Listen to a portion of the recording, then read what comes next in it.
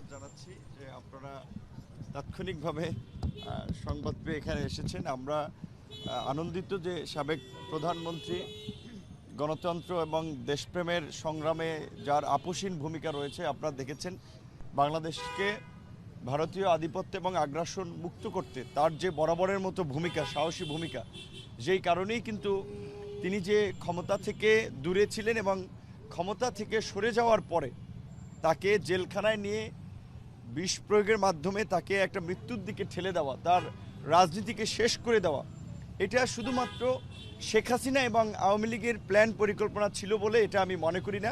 RFL wardrobe, প্রিয় সব পোশাক যত্নে থাকবে আরএফএল ওয়ারড্রপে।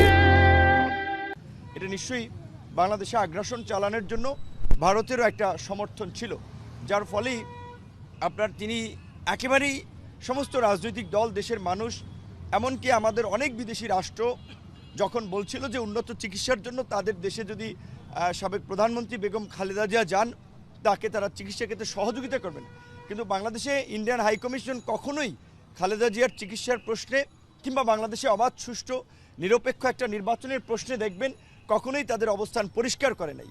তো এটা পরিষ্কার যে আসলে বিএনপির প্রতি ক্ষোভ থেকে, খালেদা জিয়ার প্রতি ক্ষোভ থেকে ইন্ডিয়াও শেখ হাসিনার এই ফ্যাসিবাদকে এবং বেগম খালেদা জিয়ার উপরে এই অত্যাচার নির্যাতন চালানোর ক্ষেত্রে এই ফ্যাসিস্ট হাসিনাকে সহযোগিতা করেছিল।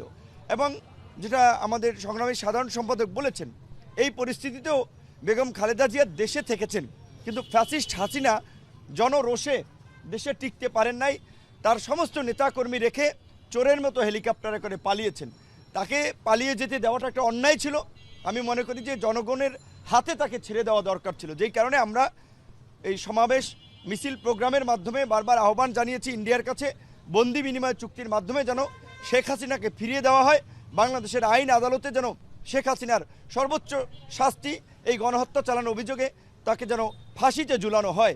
আজকে এই সাবেক প্রধানমন্ত্রী বেগম খালেদা জিয়া এই সাম্প্রতিক আন্দোলনে তরুণদের প্রশংসা করেছেন এবং বিশেষ করে তরুণ তথা রাজনীতিবিদদেরকে লোভ লালসার ঊর্ধ্বে থেকে এক হয়ে দেশ গঠনের কাজ করার জন্য আহ্বান জানিয়েছেন। কারণ লোভ লালসা মানুষকে ধ্বংস করে দেয়, দেশকে বিপথে পরিচালিত করে।